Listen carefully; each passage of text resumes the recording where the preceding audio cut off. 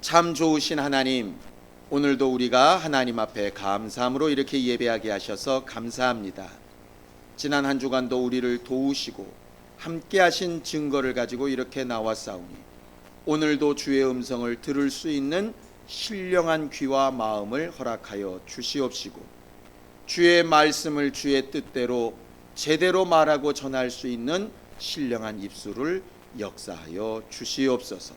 그래서 말하는 자와 듣는 자가 한 성령으로 충만케 하시고, 우리가 주께 드리는 모든 믿음과 감사와 찬양이 하나님 앞에 상달되게 하여 주시옵소서.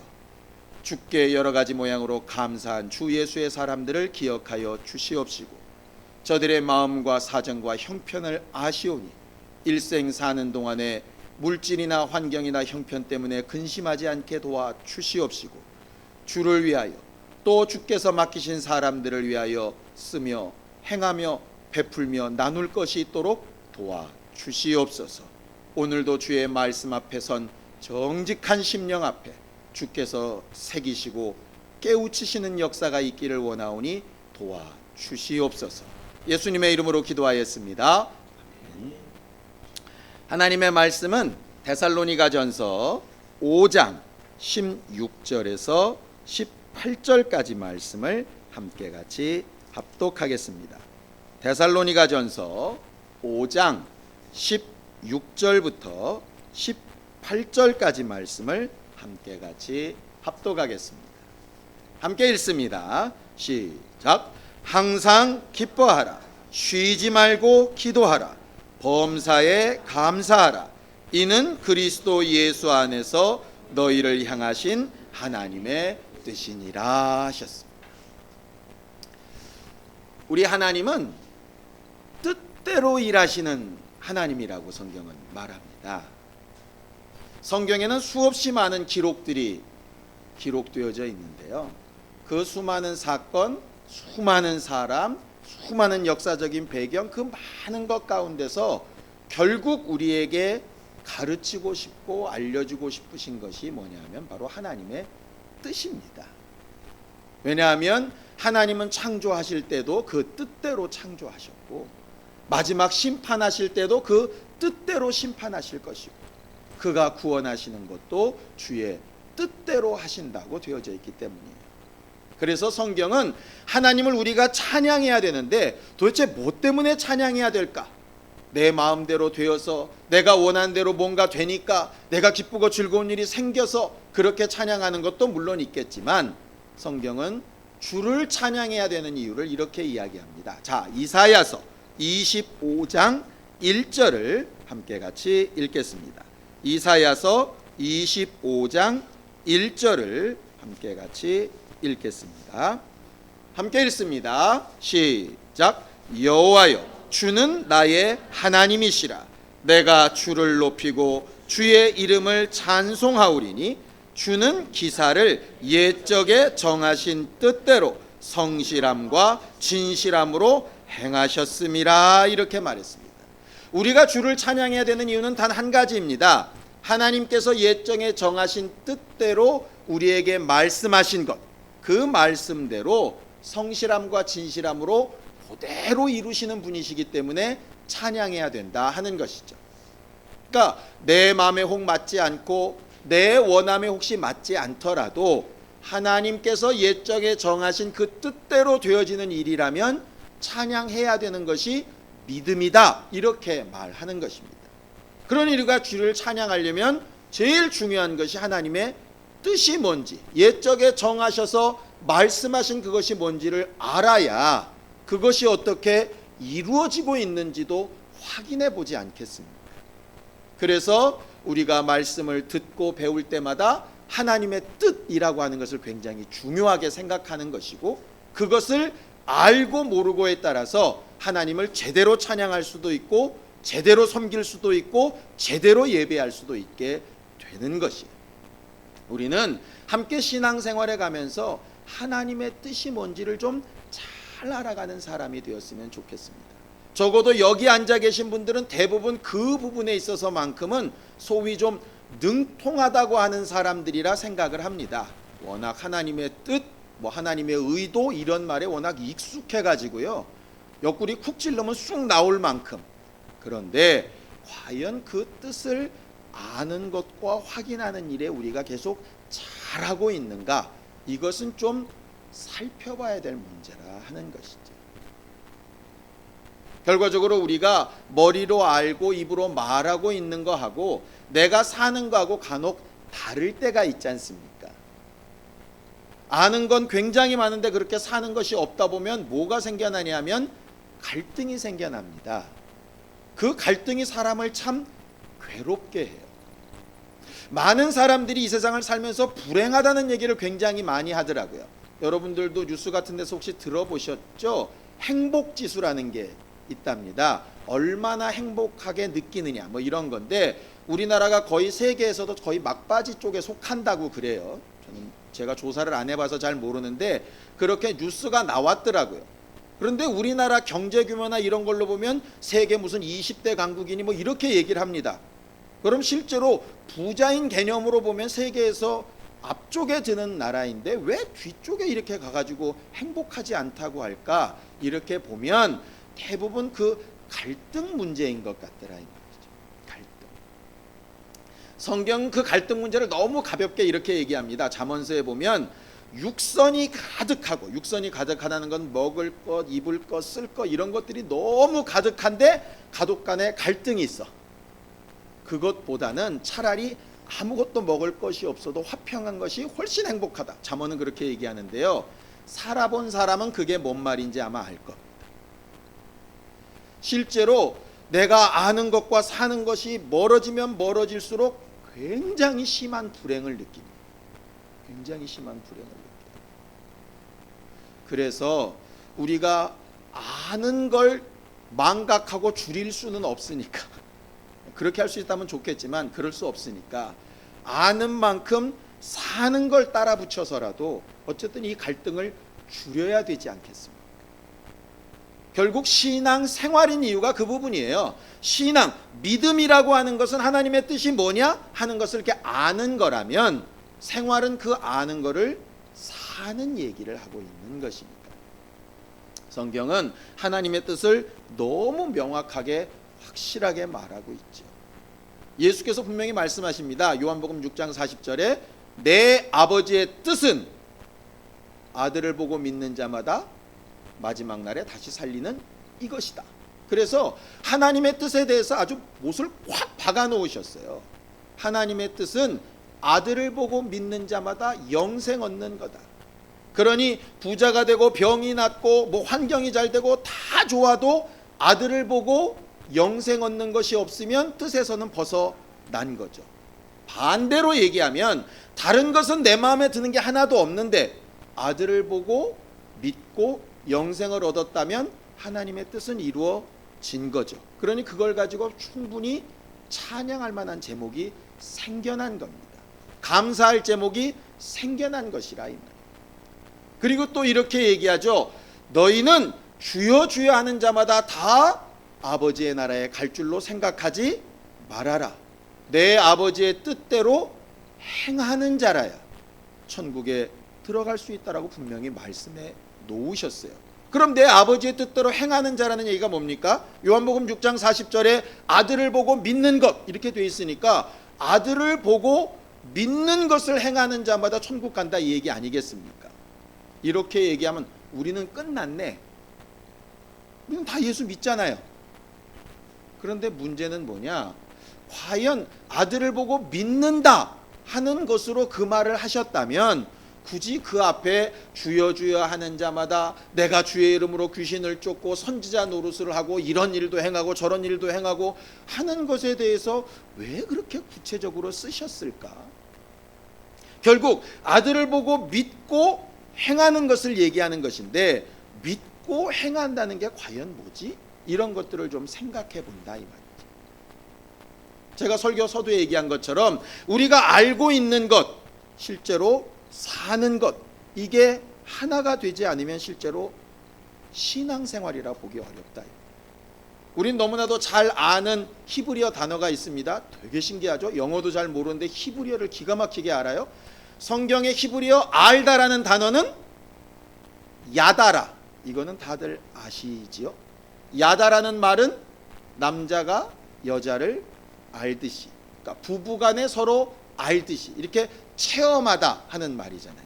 그래서 하나님을 알라, 힘써 알라 하시는 호세아서 6장 3절의 말씀은 무슨 얘기냐면 하나님을 경험해라, 힘써 경험해라, 결국 그 얘기입니다.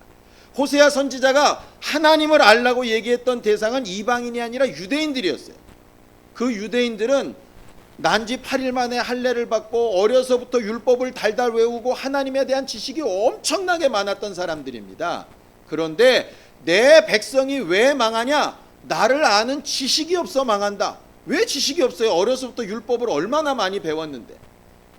율법을 아는 지식은 굉장히 많은데 뭐가 없냐? 하나님을 경험한 게 없다는 거죠.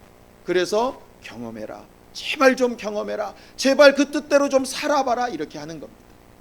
우리가 하나님의 뜻 할 때 왜 하나님의 뜻이 중요하냐 하면요, 하나님이 그 뜻대로 행하시기 때문에 우리도 그 뜻대로 행하라고 말씀하신다 이 말이에요. 성경은 항상 그런 식으로 되어 있습니다. 내가 거룩하니 뭐라고 얘기하죠? 너희도 거룩해야 된다. 내가 너희를 이렇게 사랑했으니 너희도 내가 너희를 사랑한 것처럼 서로 사랑해라, 이렇게 얘기하신다 이 말이에요.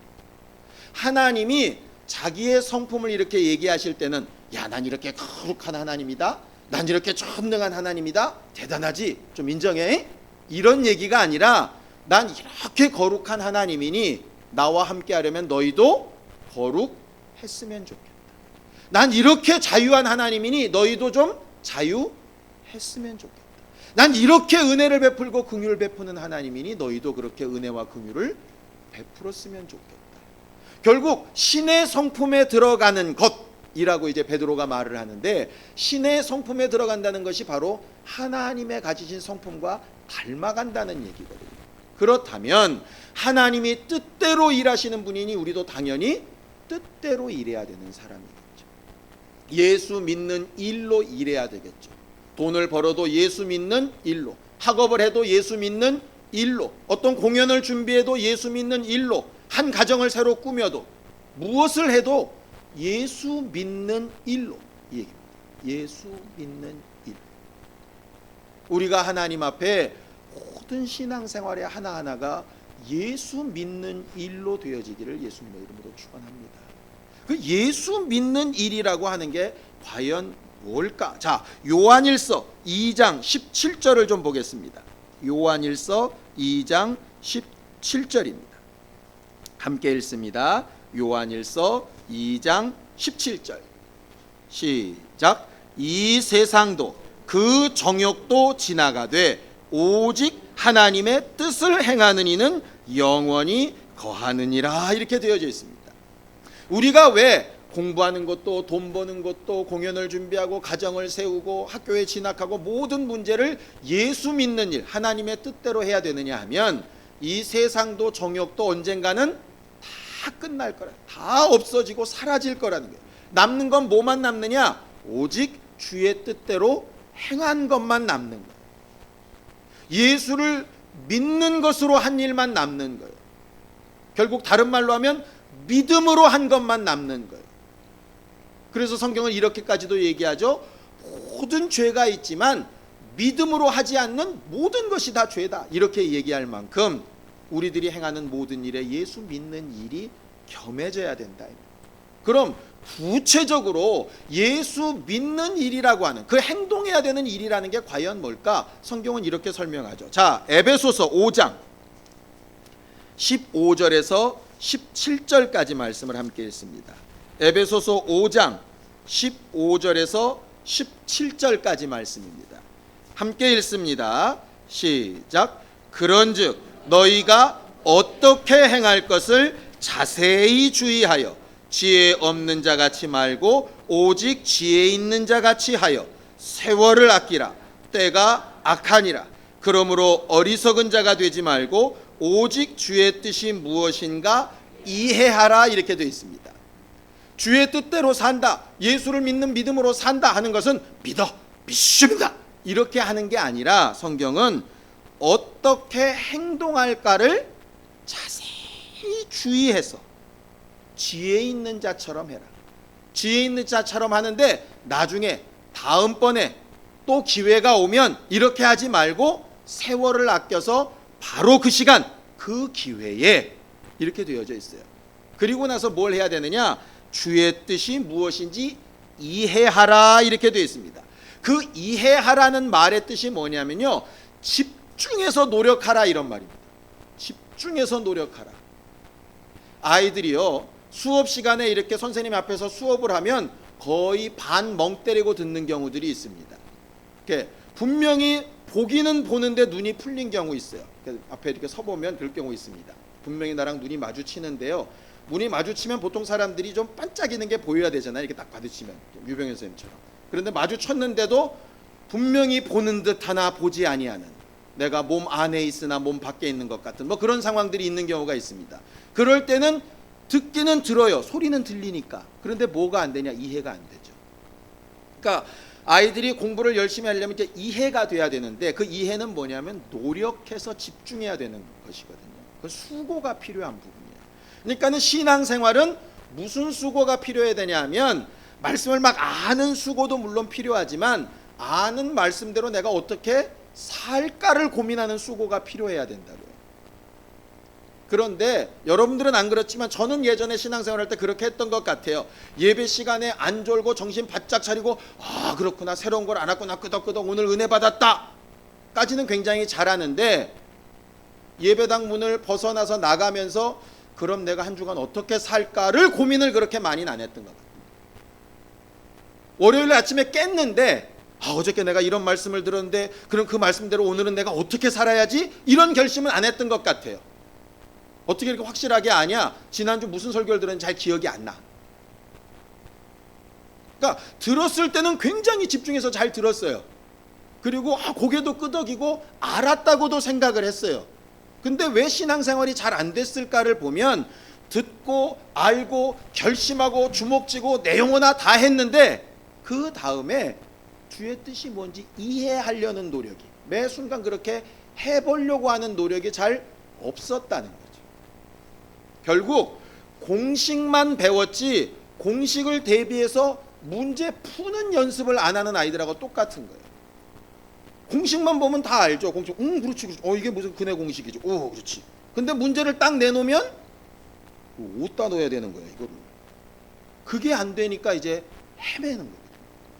신앙생활이 그렇게 되기가 너무 쉽다는 거예요. 그래서 예수는 내 아버지의 뜻은 아들을 보고 믿는 자마다 영생 얻는 이것이다.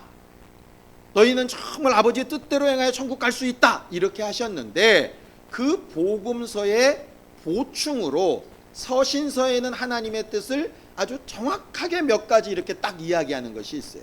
그게 우리가 방금 오늘 본 데살로니가 전서입니다. 자, 우리가 데살로니가 전서를 폈으니까요, 데살로니가 전서 4장 3절을 한번 잠깐 읽어보겠습니다. 데살로니가 전서 4장 3절입니다. 함께 읽습니다. 데살로니가 전서 4장 3절입니다. 함께 읽죠. 시작. 하나님의 뜻은 이것이니 너희의 거룩함이라, 이렇게 얘기하고 있어요. 하나님의 뜻은 이것인데 너희의 거룩함이다. 거룩하다는 얘기는 여러분들이 너무 잘 알고 있는 것처럼 구별되어지다, 이런 말입니다. 하나님의 편에 서 있다, 세상과 달리 산다, 이런 말이에요. 하나님의 뜻은 뭐냐면 아들을 보고 믿는 자가 영생 얻는 것이고 아버지의 뜻대로 행하는 자가 천국 가는 것인데, 그 뜻이 실질적으로 삶에서는 어떻게 나타나야 되느냐? 구별되어져야 된다. 세상 사는 삶과는 분명히 구별되어져야 된다. 달라져야 된다니. 그러니 교회 안에서만 믿는 자고 나가서 학교생활, 직장생활, 사회생활 할 때는 전혀 못 느끼다가 어느 날 갑자기 교회 다닌다는 말을 들었을 때 친구나 동료나 함께하는 사람들이 너 예수 믿는 사람이었어? 이렇게 됐다면 하나님의 뜻대로 산 사람은 아니죠. 소위 예수쟁이란 말을 들어야 이 하나님의 뜻은 거룩함이니라 하는 것에 맞다는 얘기예요. 꼴통 소리를 들으란 얘기는 아닙니다. 손가락질 당하란 얘기는 아닙니다. 근데 분명히 세상 사는 사람들의 방법과는 달리 살아야 된다는 거예요. 그 구체적인 내용을 설명한 게 오늘 본문입니다. 항상 기뻐하라. 쉬지 말고 기도해라. 범사에 감사해라. 이것은 세상 사람들이 사는 방식이 아니다 이 말이죠. 세상 사람들한테 항상 기뻐하세요 얘기하면 미쳤다 그럴 겁니다. 너는 네 아버지 어머니 돌아가셔도 기뻐할래? 그런데 실제로 그래요. 예전에 이렇게 장례를 치르다 보면요, 이제 전에 이제 나팔 부는 오중구 안수 집사님이 오셔가지고 이렇게 나팔 같은 거 부르지 않습니까? 그 나팔도 좀 이렇게 트럼펫 이런 거면은 또 좀 그래도 좀 느낌이 괜찮아요. 그건 왜냐하면 군대에서도 이렇게 국립묘지 같은 데서 트럼펫을 부니까. 그런데 우리가 흔히 색소폰 이러면은 밤무대 생각이 나잖아요. 그런데 장례식장 왔는데 색소폰으로 나 같은 주인 살린 이런 거 불면은요, 옆 사람들은 그래요. 저것들은 지 부모가 죽었는데 뭘 좋다고 저렇게 찬양을 하고 저렇게 악기를 부러제끼고 미친 거 아니야? 이러더라고. 우리들이 볼 땐 거꾸로 그래. 저쪽에서 나 이렇게 두들기면 자기 아버지 돌아가시는데 뭘 저렇게 두들겨야 되냐 이렇게 하는 것과 똑같아요. 분명히 구별되죠. 항상 기뻐하라는 말은 세상 사람들에 의해서는 통용이 안 되는 말이에요.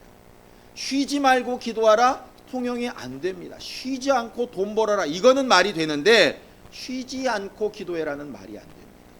범사에 감사해라도 도무지 말이 안 되는 말이에요. 그런데 그 말도 안 되는 일들이 그리스도 예수 안에서 너희를 향하신 하나님의 뜻이라 이렇게 해놨다 이 말이죠. 참 재밌게도 예수 믿는 사람도 근데 뭐라고 얘기하느냐? 항상 기뻐합니까? 그냥 말이 그렇다는 거고 기뻐하려는 마음을 가지란 말이지. 이렇게 이제 설명을 자꾸 하게 되는데요. 성경은요, 적당히 하라는 얘기가 아니라 그렇게 하는 게 그리스도 예수 안에서 너희를 향하신 하나님의 뜻이라고 말하는 거예요. 거기 보면 항상 쉬지 말고 범사에 이렇게 돼 있잖아요. 그것이 다 같은 뜻입니다. 무슨 얘기냐면 1초도 쉼 없이 이런 말이 아니고요. 그 원래의 뜻이 어떤 상황에서도 이런 말이에요. 쉬지 말고 기도하라 그러니까 어떡합니까? 그럼 목사랑 상담할 때도 이러고 있어야 되나요? 그러면 저는 이 시간에 어떻게 해요? 나도 기도해야 되는데. 그럼 기도로 설교할까요? 여러분도 설교 시간에 앉아있을 때 계속 기도할까요? 그 쉬지 말고는 뭐냐면 어떤 상황에서도란 얘기예요. 어떤 상황에서도. 우리가 아까 찬양했죠? 모든 상황 속에서 주를 찬양할지라 하는 그 가사 제목처럼 똑같습니다. 어떤 상황에서도 내 마음에 들고 들지 않고 이런 모든 것들을 다 포함해서 말이죠. 어떻게 그게 가능하냐? 성경 그 다음 절에 계속 얘기를 하는데요. 자, 16절을 함께 읽습니다. 16절 시작. 항상 기뻐하라 이렇게 되어 있는데 어떻게는 뭐냐면 19절입니다. 자, 19절을 먼저 읽고 16절을 읽습니다. 시작. 성령을 소멸치 말며 항상 기뻐하라 이렇게 되어 있는 거예요. 그러니까 우리가 성령 충만 이런 얘기들을 굉장히 많이 합니다. 누가 성령 충만한 사람일까? 귀신 잘 쫓고 병 잘 고치고 예언자라고 이런 사람이 성령 충만한 사람일까? 여기 성경은 뭐라고 얘기하냐면 성령을 소멸치 않고 충만한 사람은 어떤 상황에서도 기쁘다. 이게 답이에요. 어떤 상황에서도 기쁘다. 예수께서 겟세마네 동산에서 기도하러 올라가실 때 내 마음이 심히 고민하여 죽게 되었으니 이렇게 말씀하십니다. 그런데도 올라가실 때 뭐하고 올라가시느냐? 저희가 찬미하며 감람산으로 올라가니라 이렇게 되어져 있어요. 아니, 마음이 심히 고민하여 죽게 되었는데 무슨 찬양을 하면서 올라가요? 성령으로 가능하거든요. 그러니 성령 충만하기를 구했다면 무엇이 결과고 열매냐면 어떤 상황에서도 기쁜 게 열매예요. 내가 스스로 성령 충만하다고 생각하고 있는데 기쁨이 없다. 어느 쪽이 한 군데 잘못된 겁니다. 그 기쁘다는 얘기는 그냥 실없이 실실거린다는 얘기가 아니에요. 예수님처럼 심히 고민하고 죽게 되었어도 주께서 하실 일을 기대하는 마음으로 기뻐한다 이 말이죠. 보통 믿음이 아니겠죠. 그렇다면 쉬지 말고 기도는 어떻게 할까요? 20절을 읽고 17절을 읽겠습니다. 시작. 예언을 멸시치 말고 쉬지 말고 기도해라. 예언이라고 하는 것은 하나님의 약속인데요. 하나님의 약속을 무시하지 말고 좀 기도해라. 기도는 네 하고 싶은 대로 맵다 하지 말고 하나님의 약속을 무시하지 말고 기도해라. 그래서 네 원대로 안 될지라도 하나님의 약속이 된다고 되어져 있다면 그것을 좀 멸시치 말고 그 말씀을 의지해서 좀 기도해라. 그것은 너희가 해야 될 일이라 하는 것이에요. 응답은 그 뒤에 이제 하나님이 하셔야 될 일이고, 예언을 멸시치 말고 어떤 상황에서도 기도해야 되는 것은 아버지의 뜻이라. 예수께서도 그래서 겟세마네 동산에서 마음은 원인데 육신이 약하다, 그러니 깨어서 좀 기도해달라, 이렇게 말씀하시지 않다니. 그러면 우리가 오늘 보려고 하는 범사에 감사라는 뭘까? 자, 21절 22절을 읽고 18절을 읽겠습니다. 시작. 범사에 헤아려 좋은 것을 취하고 악은 모든 모양이라도 버리라, 범사에 감사하라, 이랬어요. 그러니까 범사, 모든 상황 가운데서 좋은 것만 취하라는 거예요. 좋은 것만. 예를 들어 내 옆에 있는 남편이 얼굴은 되게 잘생겼는데 키가 작아. 그럼 괜히 키 작다고 뭐라 그러지 말고 얼굴 잘생긴 것만 얘기하라는 얘기예요. 좋은 것만 보라고요. 좋은 것만. 음식은 되게 못 만드는데 엄청 잘 먹어. 그럼 잘 먹는 것만 보라고요. 그럼 감사할 수 있어요. 결과적으로 좋은 것만 취하고 악은 모양이라도 버려버리라는, 그 악이라고 하는 것이 뭐냐면 불평, 불만, 미워하는 거, 시기, 질투, 이런 부분이거든요. 없을 수 없어요. 있다는 얘기예요. 그런데 의도적으로 그것은 좀 자꾸 무시하고 버리고 요 부분만 얘기하라는 거예요. 요 부분.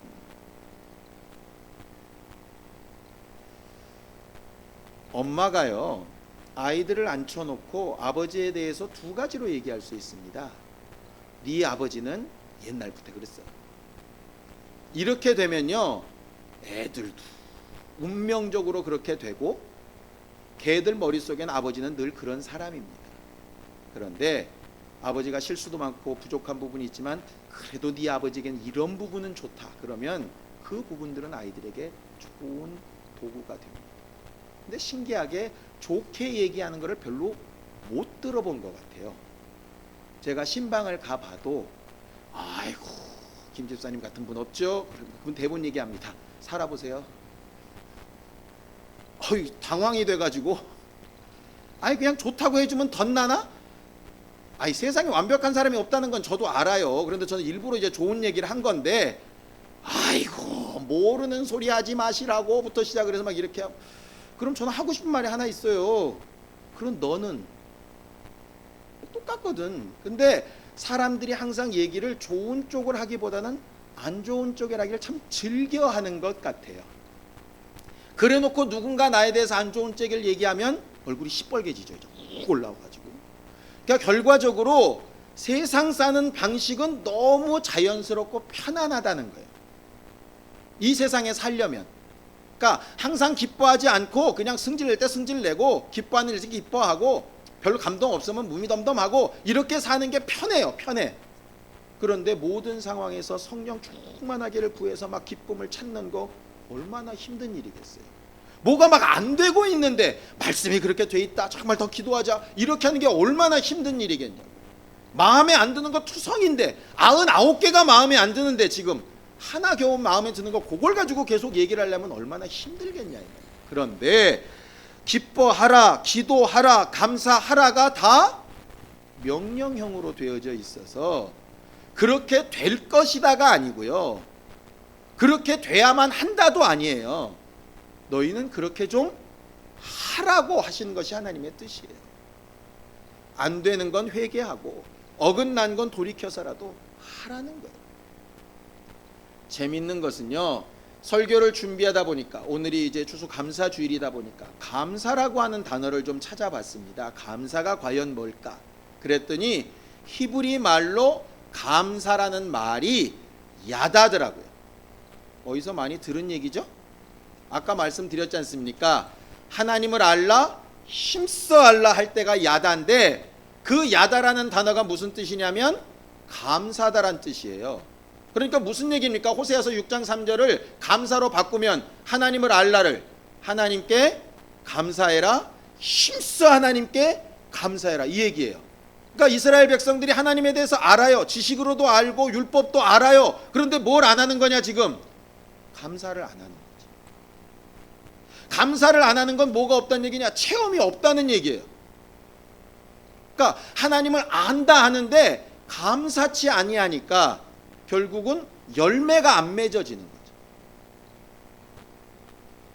또 재밌는 얘기를 해드릴까요? 감사라는 말을 헬라어로 보니까 유카리스티아라도 있습니다. 유카리스티아가 뭐냐면 유가 좋다 이런 뜻이에요. 카리스티아가 은혜라는 말입니다. 은혜가 좋다가 감사예요. 은혜 받은 것을 좋게 여기는 것, 이게 감사거든요. 예수를 안다는 게 뭡니까? 예수는 우리에게 은혜 베푸시는 분입니다. 예수를 알라, 너희가 예수를 믿으라, 예수를 보라. 결국은 예수께서 십자가 지시고 우리에게 은혜 베푸신 것을 보라는 얘기인데, 감사가 뭐냐면 그 은혜에 대해서 계속 말한다는 거예요. 은혜에 대해서. 결과적으로 예수를 잘 아는 사람이 누굴까? 은혜 받은 거에 대해서 감사하는 사람이란 얘기예요. 그러니까 왜 범사에 감사해야 되냐면, 하나님을 안다 한다면, 예수의 은혜를 안다 한다면 당연히 해야 된다 이 말이죠. 또 하나, 성령은 어떤 분이냐? 하나님의 영을 받은 우리는 은혜로 주신 것들을 깨닫게 하기 위하여, 생각나게 하기 위하여 오신 성령의 도우심을 받으라 이렇게 되어 있어요. 성령은 오셔서 하시는 일이 단 한 가지가 있는데, 은혜로 주신 것들을 생각나게 하신다 그랬어요. 그러니 은혜가 생각나는 게 감사라면 성령 충만한 사람은 당연히 감사하겠죠. 그래서 이게 가능한 겁니다. 성령 충만하고 싶습니까? 그럼 감사하면 돼요. 예수를 더 잘 알고 싶어요? 그럼 감사하면 돼요. 하나님을 안다, 모른다, 판단받고 싶어요? 여러분들 입술에서 감사가 나오는지 보시면 돼요. 이 감사를 또 헌금으로 이상하게 연결시키지 마세요. 감사의 헌금은 감사의 여러 방법 가운데 저 뒤에 있는 하나예요. 감사는 인정하고 표현하고 말하고 드러내고 순종하고 하는 거예요. 그래 놓고 봤더니 예수께서 문둥병 나은 사람한테 꼭 얘기하시죠. 가서 감사해. 10명의 문둥병자가 다 나음을 입었습니다. 그런데 감사하러 돌아온 사람 누구예요? 단 한 사람, 사마리아 사람 뿐이었어요. 그랬더니 예수께서 뭐라 그러시느냐? 네게 구원이 임했다 그랬어요. 9명은 병은 나았는데 구원과는 상관이 없어요. 왜? 예수 모르니까, 하나님 모르니까, 성령의 감동을 안 받으니까 어떻게 할 수 있느냐? 돌아와서 감사 안 하거든. 예수께 감사한금 드렸다는 얘기 아닙니다. 당신이 베푸신 은혜 때문에 내가 나았다고 와서 감사를 표현하고 말하고 자기 마음과 그 사랑을 드렸다는 거였어요. 우리 신앙생활 어떻게 하고 있나요? 주의 뜻대로 살자 외치긴 합니다. 감사합니까? 주의 뜻을 아는 것은 굉장히 잘하는데 입술과 삶으로 감사합니까? 여러분들이 하루 시간 동안에 감사하는 것과 불평하는 것 어느 것이 더 많은가요? 얼마 전에 건강진단 받으러 갔더니 제일 먼저 혈압 재고 피 뽑고 합니다.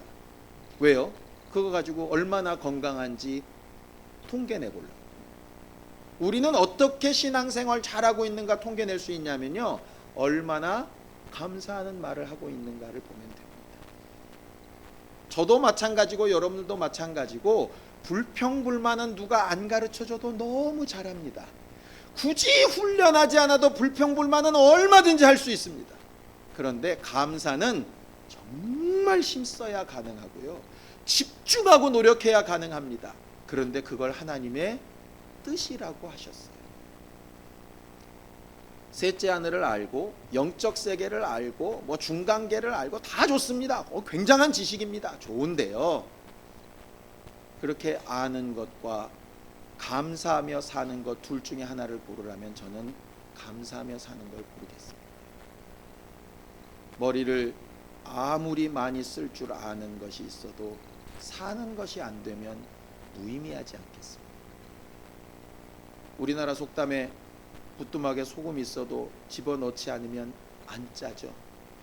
아무리 많은 영적 지식과 아무리 많은 과거의 체험과 아무리 많은 이적과 역사를 본 것들이 있어도 지금 내 입술에서 감사가 나오지 않는다면 나는 그 맛을 모르는 사람입니다. 감사할 것이 있어야 하지요. 성경은 범사에 한번 해보라는 겁니다. 하나님께서 일하실 거예요. 그 증거가 우리 안에 있을 때 더 그렇게 할 수 있는 신령한 사람이 될 수 있습니다. 우리는 추수하는 사람은 아닙니다. 그러니 추수감사절이라는 말이 좀 우습지요.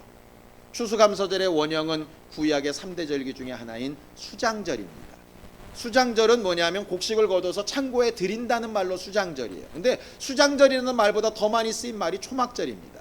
수장절과 초막절은 같은데요.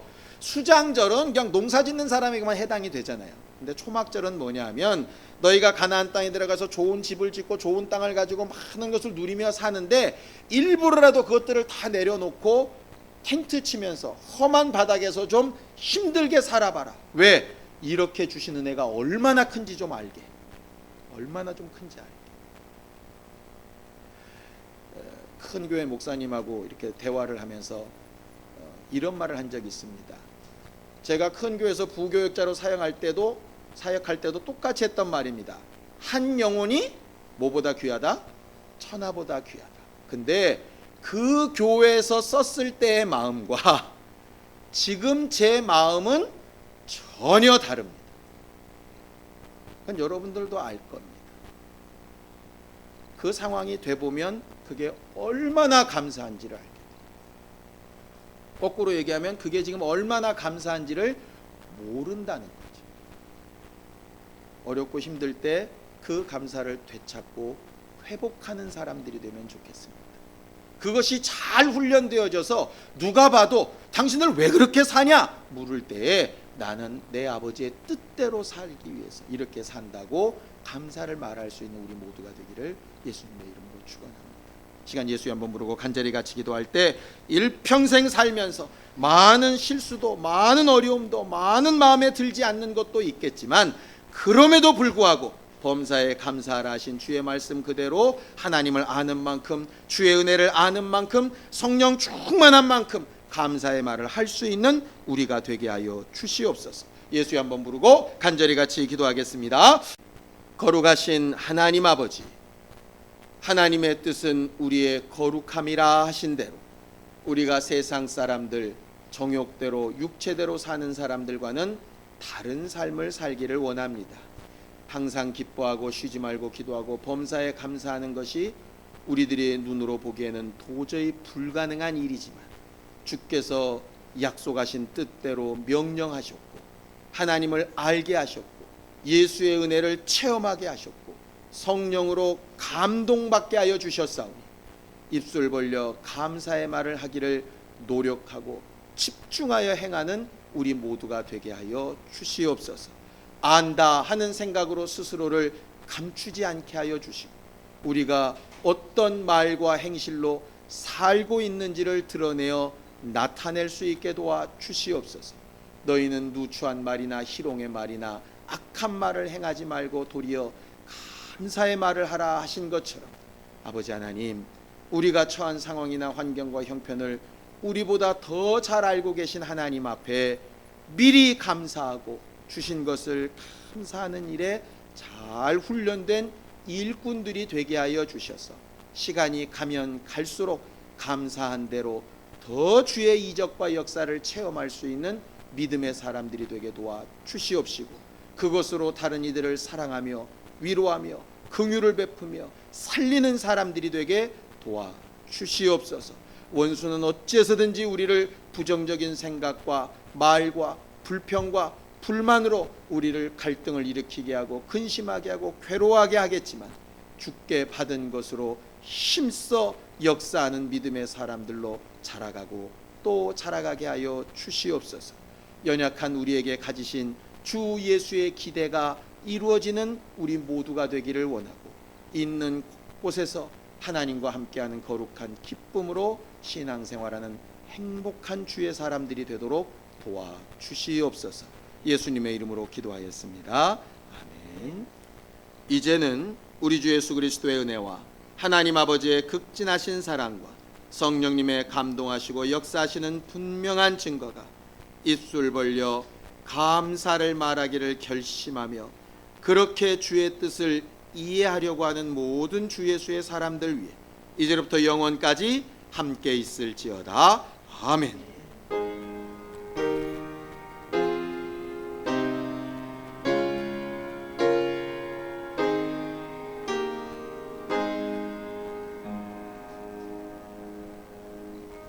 우리 예배 받으신 하나님 앞에 감사하는 박수 끝내겠습니다. 감사합니다.